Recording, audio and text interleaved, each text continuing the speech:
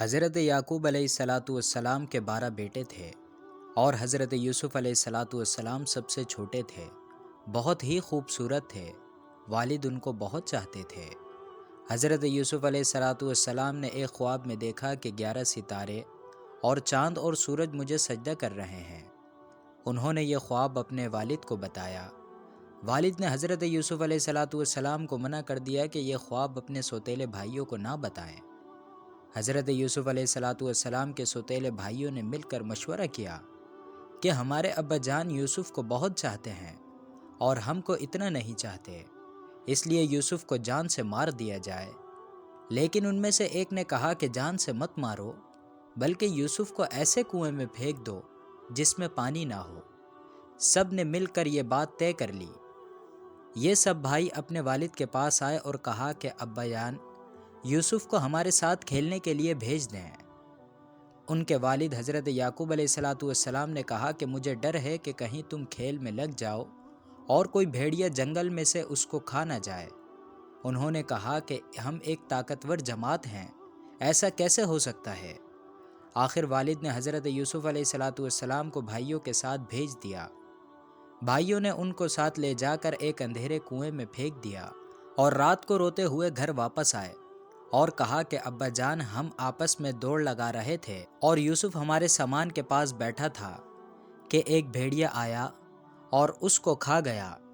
ثبوت کے لیے ایک کرتا خون لگا کر باپ کو دکھایا۔ بوڑھے باپ کیا کرتے؟ صبر کیا اور خاموش ہو گئے، لیکن بیٹے کی جدائی میں روتے رہے۔ جس کنویں میں حضرت یوسف علیہ الصلاۃ والسلام کو پھینکا تھا، اس کے قریب ہی ایک قافلہ آیا اور انہوں نے پانی نکالنے کے لیے ڈول کنویں میں ڈالا۔ دیکھا کہ ایک خوبصورت لڑکا کنویں میں ہے۔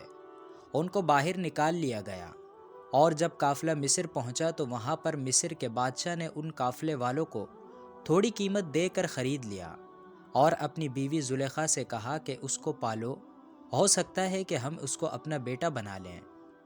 حضرت یوسف علیہ الصلاۃ والسلام جوان ہو گئے، ان کی خوبصورتی، وجاہت و عقل مندی اور بڑھ گئی۔ زلیخا عزیز مصر کی بیوی ان پر فریفتہ ہو گئی اور ان کو ان کے نفس کی جانب سے پھسلانے لگی۔ ایک روز اس نے کمرے کے سارے دروازے بند کر دیے۔ حضرت یوسف علیہ الصلاۃ والسلام نے یہ حالت دیکھی تو خدا سے پناہ مانگی اور دروازے کی طرف بھاگے۔ زلیخا نے پیچھے سے آپ کی قمیص پکڑ لی، جس سے قمیص پھٹ گئی۔ اس وقت عزیز مصر یعنی زلیخا کا شوہر دروازے پر آ گیا۔ زلیخا نے الٹا الزام حضرت یوسف علیہ الصلاۃ والسلام پر لگایا اور اپنے خاوند سے کہا، یہ شخص تیری بیوی کی بے آبروئی کرنا چاہتا تھا، جس کے سزا اس کو ملنی چاہیے۔ حضرت یوسف علیہ الصلاۃ والسلام نے کہا، میں بے گناہ ہوں، بلکہ یہ عورت مجھ کو پھسلانے کی کوشش کر رہی تھی، مگر خدا نے مجھ کو اس سے بچا لیا۔ آخر یہ معاملہ قاضی کے پاس پیش ہوا۔ قاضی نے حضرت یوسف علیہ الصلاۃ والسلام سے صفائی کے لیے گواہ طلب کیے۔ حضرت یوسف علیہ الصلاۃ والسلام نے عزیز مصر کے خاندان کے ایک معصوم اور ننھے بچے کی طرف اشارہ کیا کہ یہ اس وقت موجود تھا، یہ سچی گواہی دے گا۔ ننھے بچے نے کہا کہ اگر قمیص آگے سے پھٹی ہوئی ہے تو یوسف مجرم ہے، اور اگر قمیص پیچھے سے پھٹی ہوئی ہے تو یوسف سچے ہیں۔ جب حضرت یوسف علیہ الصلاۃ والسلام کا کرتا دیکھا تو وہ پیچھے سے پھٹا تھا۔ عزیز مصر نے حضرت یوسف سے کہا کہ اس بات کو جانے دو، اور زلیخا سے کہا کہ تو معافی مانگ، حقیقت میں تو ہی قصوروار ہے۔ اس واقعے کی خبر سارے مصر میں پھیل گئی اور عورتیں آپس میں باتیں کرنے لگیں کہ زلیخا اپنے غلام کو چاہتی ہے۔ جب زلیخا کو اس کا علم ہوا تو اسے اپنی بدنامی کا خیال آیا۔ اس نے ترکیب سوچی، وہ یہ کہ اس نے مصر کی عورتوں کی دعوت کی اور سب کے ہاتھوں میں ایک ایک چھری اور ایک ایک پھل دے دیا، اور اسی وقت حضرت یوسف علیہ الصلاۃ والسلام کو وہاں لے آئی۔ عورتوں نے جب حضرت یوسف علیہ الصلاۃ والسلام کے حسن و جمال اور خوبصورتی کو دیکھا تو وہ سب اپنی ہوش میں نہ تھے، اور چھریوں سے بجائے پھلوں کے اپنے ہاتھ کو کاٹ لیا اور کہنے لگے، واقعی یہ کوئی انسان نہیں، فرشتہ ہے۔ زلیخا نے ان عورتوں سے کہا کہ یہ وہی شخص ہے کہ جس کے لیے تم مجھے ملامت کرتی ہو، میں حقیقت میں اس کو چاہتی ہوں۔ اگر اس نے میری محبت کو ٹھکرایا تو میں اس کو قید کروا دوں گی۔ حضرت یوسف علیہ الصلاۃ والسلام کو جب اس کا علم ہوا تو انہوں نے اللہ تعالیٰ سے دعا کی کہ اے اللہ، تو ہی مجھ کو بچا سکتا ہے، اگر میں ان عورتوں کے فریب میں آ گیا تو میں جاہلوں میں سے ہو جاؤں گا، اس سے بہتر یہ ہے کہ مجھے قید خانے میں ڈال دیا جائے۔ اللہ تعالیٰ نے حضرت یوسف علیہ السلام کی دعا قبول کی اور وہ جیل میں ڈال دیے گئے۔ حضرت یوسف علیہ السلام سے پہلے جیل میں 2 قیدی اور بھی تھے، ایک شاہی باورچی اور دوسرا بادشاہ کو شراب پلانے والا ساقی۔ ان کے خلاف الزام تھا کہ انہوں نے بادشاہ کو زہر دینے کی کوشش کی ہے۔ حضرت یوسف علیہ السلام جیل میں قیدیوں کو اللہ تعالیٰ کی باتیں بتا رہے تھے اور خدا کا پیغام پہنچاتے رہے۔ ایک دن یہ دونوں قیدی حضرت یوسف علیہ السلام کے پاس آئے اور انہوں نے کہا کہ ہم نے ایک عجیب خواب دیکھا ہے۔ ساقی نے کہا کہ میں نے دیکھا ہے کہ بادشاہ کو انگوروں کی شراب پلا رہا ہوں۔ باورچی نے کہا کہ میں نے دیکھا کہ میرے سر پر روٹیاں ہیں اور پرندے ان کو نوچ نوچ کر کھا رہے ہیں۔ یہ خواب بیان کرنے کے بعد انہوں نے حضرت یوسف علیہ السلام سے اس کی تعبیر پوچھی۔ حضرت یوسف علیہ السلام نے بتایا کہ ساقی تو جیل سے چھوٹ جائے گا اور پھر بادشاہ کی ملازمت میں جا کر اس کو شراب پلائے گا اور باورچی کو سولی پر چڑھا دیا جائے گا اور اس کی لاش کو جانور کھائیں گے۔ ایسا ہی ہوا، اللہ تعالیٰ نے ساقی کو رہا کرا دیا اور باورچی کو سولی ہو گئی۔ حضرت یوسف علیہ السلام ان کے بعد بھی سالوں جیل میں رہے، لیکن کسی کو ان کی رہائی کا خیال نہ آیا۔ اتفاقاً ایک مرتبہ مصر کے بادشاہ نے خواب میں دیکھا کہ 7 دبلی گائیں 7 موٹی گایوں کو کھا رہی ہیں اور 7 ہری اور 7 سوکھی ہوئی بالیاں دیکھیں۔ بادشاہ نے اپنے درباریوں سے اس کی تعبیر پوچھی، مگر کوئی بھی صحیح جواب نہ دے سکا۔ اس موقع پر ساقی کو یاد آیا کہ اس نے اپنا خواب حضرت یوسف سے پوچھا تھا اور آپ کا جواب بالکل صحیح ہوا تھا۔ اس نے کہا کہ جیل میں ایک شخص ہے جو خواب کی صحیح تعبیر بیان کرتا ہے۔ بادشاہ سے، جس کو عزیز مصر کہتے تھے، اجازت لے کر وہ جیل گیا اور حضرت یوسف علیہ السلام سے سارا واقعہ بیان کیا۔ حضرت یوسف علیہ السلام نے فرمایا کہ اس خواب کی تعبیر تو یہ ہے کہ 7 سال ملک میں خوب غلہ پیدا ہوگا اور 7 سال سخت قحط پڑے گا، اور پھر 1 سال آئے گا جس میں خوب بارش ہوگی اور غلہ ہوگا۔ جب اس شخص نے بادشاہ کو جا کر یہ خبر سنائی تو اس نے کہا کہ حضرت یوسف علیہ السلام کو بلا دیا جائے۔ جب وہ دوبارہ حضرت یوسف کے پاس گیا اور بادشاہ کا پیغام سنایا تو آپ نے فرمایا کہ ان عورتوں کا کیا حال ہے جنہوں نے اپنے ہاتھ کاٹ لیے تھے؟ بے شک میرا رب ان کے مکر و فریب سے واقف ہے۔ بادشاہ نے ان عورتوں کو بلا کر پوچھا تو انہوں نے کہا کہ ہم نے حضرت یوسف میں کوئی برائی نہیں دیکھی۔ یہ دیکھ کر زلیخا بھی بولی کہ اب جب حق ظاہر ہو گیا ہے، سچ بات یہ ہے کہ میں نے ہی حضرت یوسف کو ورغلانا چاہا اور وہ بالکل سچا ہے۔ حضرت یوسف علیہ السلام جب جیل سے رہا ہو گئے تو بادشاہ نے حکم دیا کہ یوسف کو عزت کے ساتھ بلایا جائے، میں شاہی خدمت ان کے سپرد کروں گا۔ حضرت یوسف آئے اور بادشاہ سے بات چیت کی۔ حضرت یوسف نے کہا کہ مجھ کو شاہی خزانے کا وزیر مقرر کیجیے، میں اس کی بہترین حفاظت کروں گا۔ بادشاہ نے منظور کیا اور انہیں شاہی خزانے کا وزیر مقرر کر دیا۔ آخر کار وہ قحط کا زمانہ آ گیا جس کا بادشاہ نے خواب دیکھا تھا، اور اس کا اثر اس جگہ بھی پہنچا جہاں حضرت یوسف کے والد اور بھائی بھی رہتے تھے۔ چنانچہ حضرت یعقوب علیہ السلام نے اپنے بیٹوں کو غلہ لانے کے لیے مصر میں حضرت یوسف کے پاس بھیجا۔ جب حضرت یوسف کے بھائی آئے تو حضرت یوسف نے ان کو پہچان لیا اور بھائی حضرت یوسف علیہ السلام کو نہ پہچان سکے۔ حضرت یوسف نے ان کو غلہ دیا اور کہا کہ اگلی دفعہ آؤ تو اپنے دوسرے بھائی کو بھی ساتھ لے آنا، ورنہ میں تم کو غلہ نہیں دوں گا، اور اپنے ملازمین سے کہہ دیا کہ جو قیمت انہوں نے غلے کی دی ہے وہ بھی چپکے سے ان کے سامان میں رکھ دو تاکہ وہ پھر مصر آئیں۔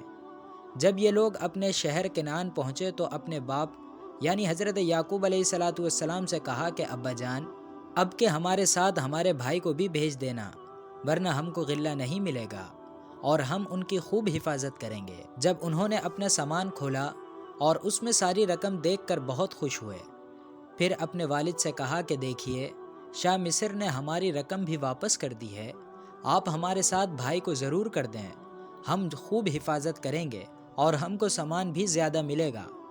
حضرت یعقوب علیہ السلام نے کہا کہ جب تک تم اللہ کا عہد مجھ کو نہ دو گے کہ اس کی حفاظت کرو گے اور اس کو سب کے ساتھ رکھو گے، اس وقت تک میں اس کو تمہارے ساتھ نہیں بھیجوں گا۔ آخرکار سب بھائیوں نے عہد کیا۔ حضرت یعقوب علیہ السلام نے ان کو نصیحت کی کہ تم سب ایک دروازے سے داخل مت ہونا۔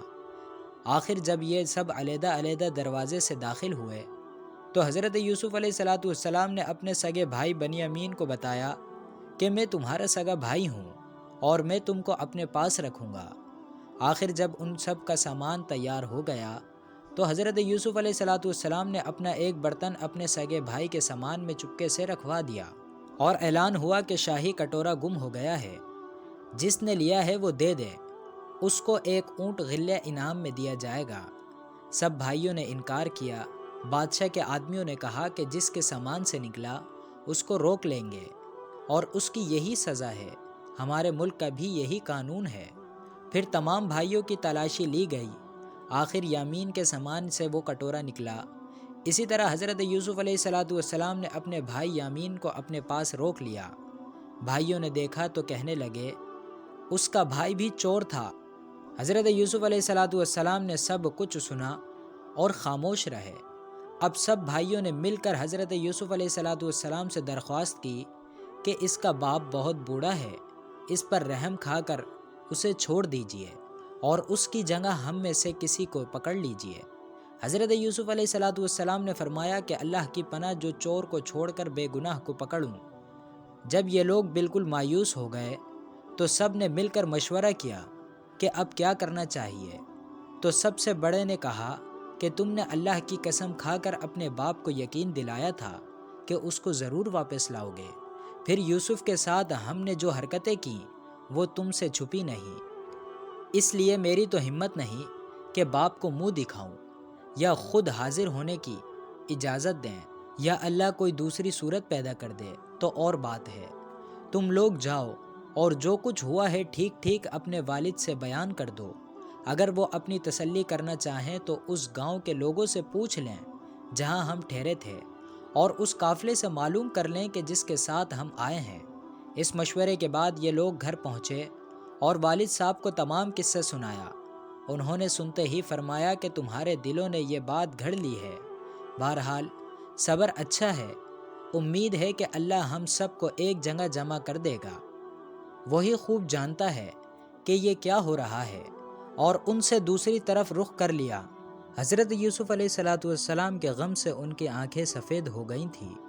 یوسف کے بھائیوں نے کہا کہ ابا جان، آپ تو یوسف کو یاد کرتے ہوئے گھل جائیں گے اور جان دے دیں گے۔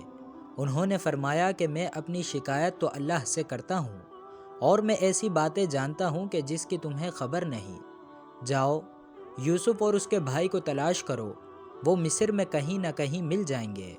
اللہ کی رحمت سے نا امید ہونے کی کوئی وجہ نہیں۔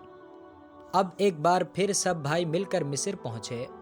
حضرت یوسف علیہ السلام سے گھر والوں کی بری حالت بیان کی اور کہا کہ ہم اپنے ساتھ بہت تھوڑا سامان لائے ہیں، مگر چاہتے ہیں کہ آپ پورا غلہ دیں۔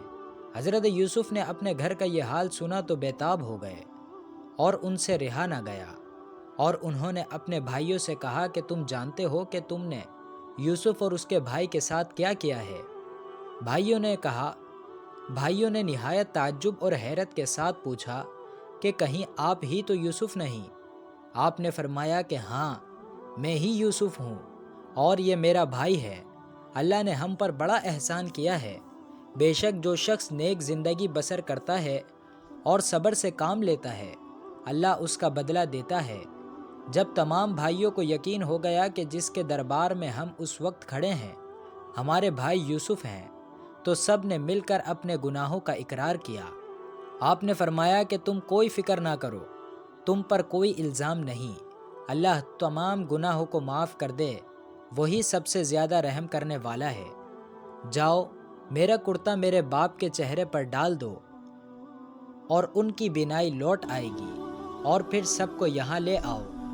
ادھر قافلہ مصر سے روانہ ہوا اور ادھر حضرت یعقوب علیہ السلام نے اپنے گھر والوں کو یہ خوشخبری دی کہ مجھے یوسف کی بو آ رہی ہے۔ انہوں نے سنا تو کہا کہ تمہارے سر پر ایک ہی خبط سوار ہے۔ آخر قافلہ آ گیا۔ حضرت یوسف کا کرتا ان کے سامنے رکھ کر تمام حالت سنائے تو انہوں نے گھر والوں سے کہا کہ دیکھو، میں نے تم سے نہیں کہا تھا کہ آخر سب بیٹوں نے مل کر آپ سے گناہوں کی معافی مانگی۔ حضرت یوسف علیہ السلام سے ملاقات ہوئی تو انہوں نے ماں باپ کو اپنے پاس ٹھہرایا اور کہا، خدا چاہے تو مصر میں امن و آرام کے ساتھ رہیے۔ پھر ان کو اپنے ساتھ تخت پر بٹھایا۔ سب کے سب بھائی شاہی آداب بجا لائے۔ آپ نے فرمایا کہ یہ میرے خواب کی تعبیر ہے۔ اللہ نے اس کو سچ کر دکھایا۔